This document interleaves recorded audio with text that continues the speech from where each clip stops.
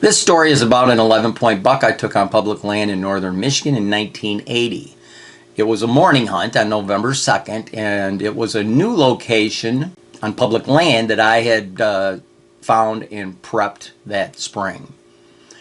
As I still do, because it was a rut phase location, I did not visit the location before season to see what type of buck sign might have been in the area.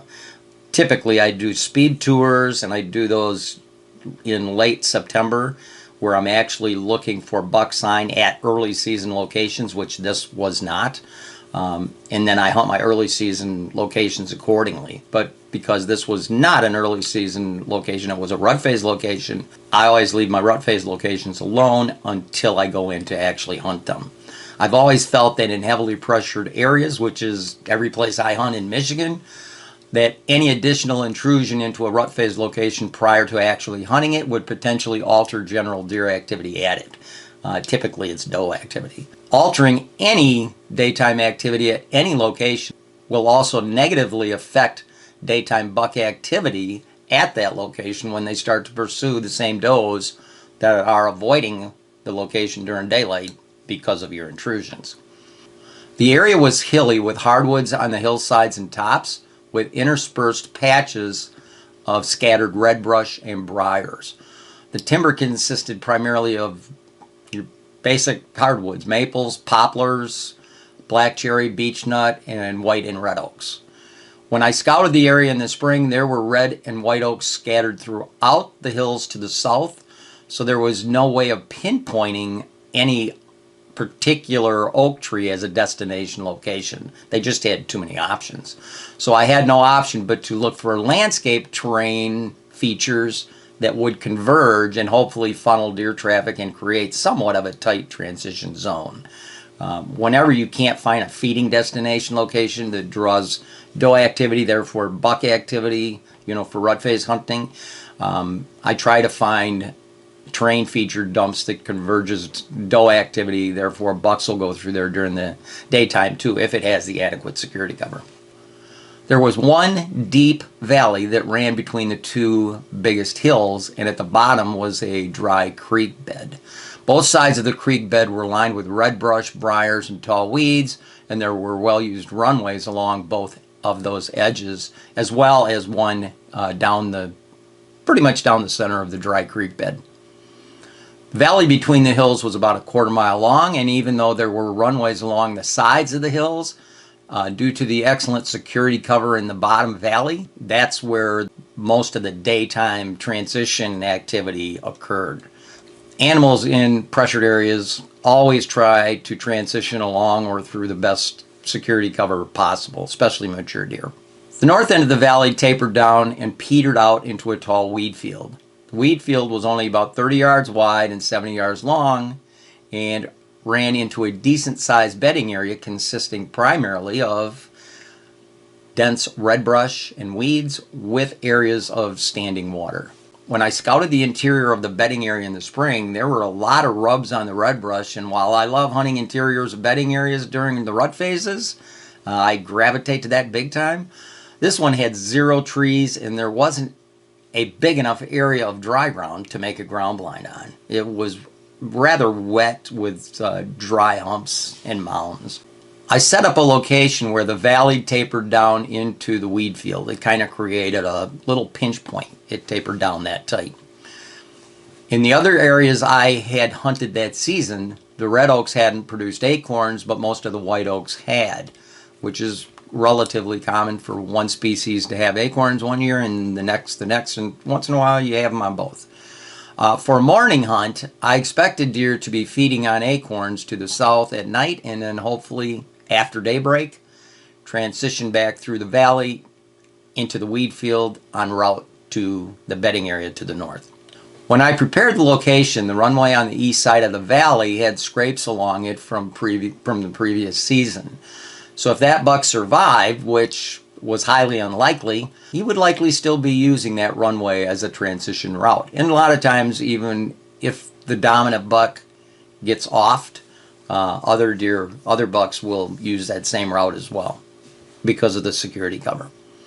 Since the deer would be transitioning from south to north in the morning, I needed a southerly wind direction. This is back when I was paying attention to wind and hunting the wind. For evening hunts where the deer would be going north to south, I needed a northerly wind. 1980 was the year prior to me buying an Anderson tree sling slash, they call them saddles now. Even then, I hated using heavy, cumbersome framed, noisy to hang, creaky metal tree stands. And I often opted, and this was no different, I used really high-tech, painted gray, short pieces of 2x6 as permanent platforms to stand on, and then I would lean against the trunk of the tree. So I just nailed those into a crotch. The 2x6 platform was about 25 feet high and nailed into the crotch of a large poplar tree. The poplar was within 12 yards of the runway to the west side, about 25 yards to the runway to the east side, with the runway down the middle of the valley being about 15, 16 yards away. As the season was progressing, I was beginning to wonder if I would get to hunt this prime location on a morning hunt, because southerly winds are pretty rare in November. Usually they're either north, northwest, or west. But when I woke up and stepped outside on November 2nd, there was a light breeze out of the southeast, so it was finally the right morning to hunt the big popple. Having to pay attention to the wind direction was a huge issue for me prior to buying and learning how to properly use sunlight to negate having to pay attention to the wind at all. It was a bit warmer than usual for early November, which actually was to be expected with a southerly wind. But by the time I was in the tree, set up and quiet, I had overheated and was profusely sweating.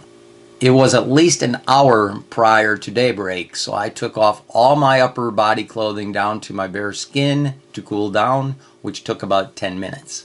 I put my clothing back on, and by daybreak I had chills from my base garment being damp from perspiration.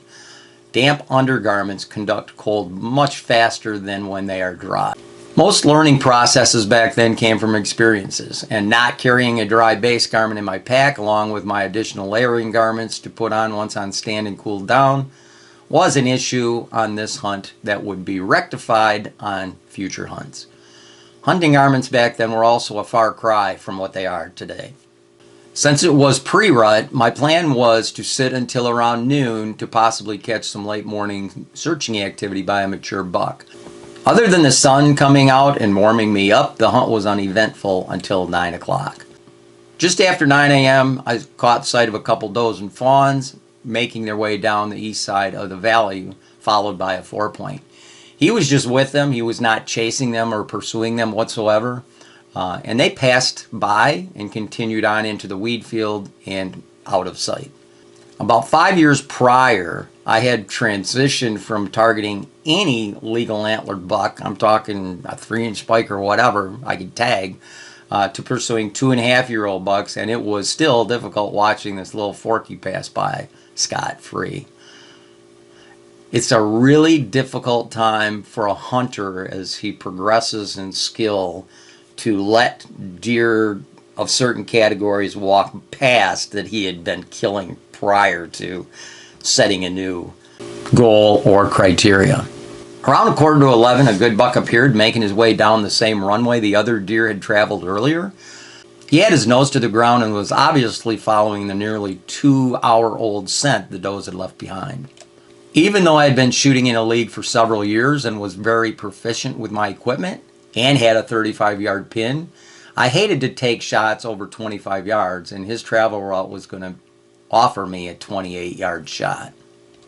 Shooting at targets while standing in a perfect position and never having to worry about what the target is going to do is quite different than shooting at a live animal, especially from awkward positions and different trajectories, not to mention having to deal with the adrenaline rush. As the buck approached where I wanted to take my shot, I came to full draw. When he was straight across the draw and quartering slightly away, I made a vocal domat to stop him, and as usual, he stopped immediately. Just behind his shoulder, I settled my 25-yard pin a couple inches high and released the XX75 Autumn Orange aluminum arrow. Now that's an oldie right there. I had it tipped with a satellite arrow, 125 grain 3-blade head, and I was shooting a PSE laser 2-wheel bow. I released my arrow and watched as it entered a little bit farther back than planned. He hunched up and bolted forward towards the weed field. He only went about 40 yards before disappearing out of sight into the weed field. While filled with anticipation yet a little skeptical of my shot placement, deep down I knew it was a fatal shot as long as the recovery was done correctly. The downside was going to be the wait before the recovery attempt. I knew my arrow had passed through the liver and possibly had hit the guts, and also knew this animal was going to take some time to die. Another thing I had learned throughout the 70s after hitting several deer with liver shots, I knew exactly how they played out and what would potentially happen if I took up recovery too soon. I'd have a decent blood trail for 100 yards or so, and then there would be a place where they just stopped and stood. And where that would be, there was going to be a small pool of blood on the ground. Or they would bleed well for a short distance and lay down in some cover, and because I took up the search too soon, I would bump them, and then it would get really ugly. This only happened a couple of times before I learned don't push deer that have questionable hits. It's very likely you're going to push them, and they got a lot of life in them. They still have their scruples, especially with a liver or gut shot. They still can think. And typically they would head to the nastiest places in the area to bed down again. Double lung shot deer just run unwittingly until they just tip over. They don't have a rhyme nor reason. Deer shot in the liver or in the guts, they can still think, and they have a thought process in mind of where the security cover is to go bed down, get out of places where humans usually don't want to go. I waited just shy of an hour before slowly getting down and going over to the shot location as quietly as I possibly could. There was good blood right at that location, which confirmed I had hit the liver and not just passed through the paunch or the guts. My positive thoughts were that he may be dead now already due to the amount of blood at the site. My negative and more realistic thoughts, however, were that he may not expire for several hours depending on what size blood vessels in the liver that my arrow may have passed through. The liver has big arteries up towards the front of it, where if you pass through those, they bleed out relatively fast. But if you hit them far back in the liver, the vessels are very, very small, and it takes them a long time to bleed out. But if you do hit a deer in the liver, it is a dead deer. They cannot survive a liver hit. I have shot several bucks with scarred over lungs, single lung shots, that survived lung shots. So they can't survive a double lung, but they can survive a single lung, but they cannot survive a liver hit. I was 29 years old at the time, and while I had taken many deer with a bow by then, my patience was not what it is today. I ever so slowly followed the blood trail into the weed field while constantly looking ahead for a white belly or bedded buck. Within the first 30 yards into the field, I passed by 5 spots where the buck had briefly bedded, got up and moved a few yards and bedded again, and they were in a direct line to that dense red brush bedding area. Liver hit deer get sick very quickly and want to bed down, and this buck was just determined to make it to that secure bedding area before he bedded for good. It was now a little bit beyond noon, and it was time to go home, shoot my bow, and do some odds and ends around the house and come back later in the evening. My bow was dead nuts on, so the hit far back was all me. I gave him 4 more hours before I came back, and I followed what was now a very dry and faint blood trail through the weeds, and I followed it until it met up with the bedding area. So he did exactly what I had assumed was going into that bedding area. I then put on my hip boots that I had brought for the search through the brushy and wet bedding area. The blood was dry and extremely difficult to follow on the brush and weeds and through the water, so I switched to doing a grid search of the several acre bedding area instead. It wasn't long before it was getting too dark to see very far, and even though I hadn't heard anything get up and move in front of me, I thought I must have bumped him, because typically they get so sick and they bed pretty shortly within the best perimeter security cover of a bedding area. They usually don't go very deep into it. They just want to lay down and die. So I think that I had pushed him. Needless to say, it was a long night, and I would take up search again in the morning. On the north side of the bedding area was a small woodlot with a small private hayfield just north of it. I had no clue who owned the hayfield, but there were no homes in the area, and it was well beyond the last cutting of hay, so I knew I wasn't going to hurt anything by driving out into it. As soon as it was light enough to see, I jumped in my Chevy Nova and drove through the hayfield to the edge of the woodlot. My plan was to go through the woodlot and enter the bedding area from the north side, since I had already searched a lot of the south end of the bedding area. When I got out of the car and stood up, I noticed something white in the field off to the side over along the edge of the woods. And it was the buck. He had expired in the hayfield about 50 yards in front of where I parked the car.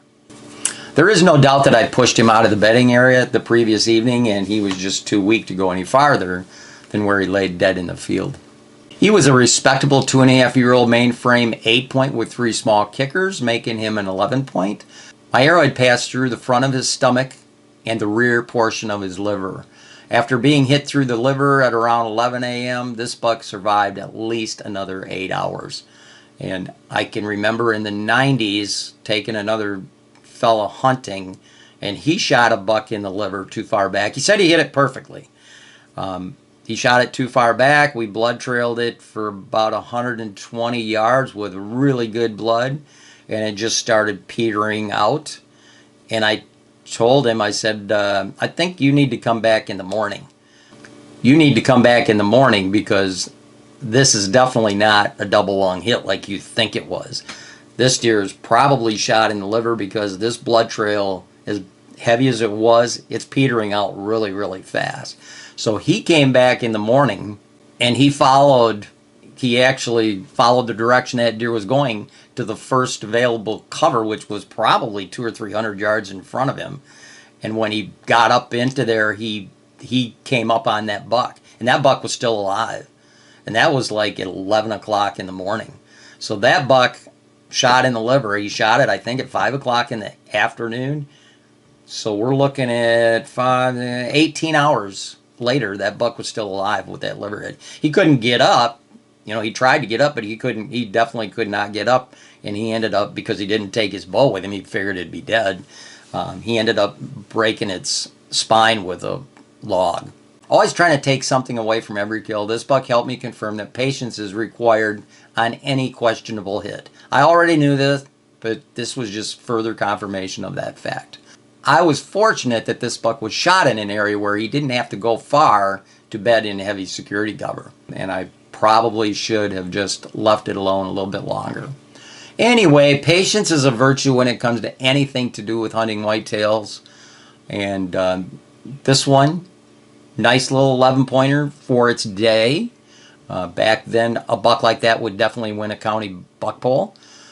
And it was very gratifying to know that by passing up the 4-point, I ended up shooting an 11-point.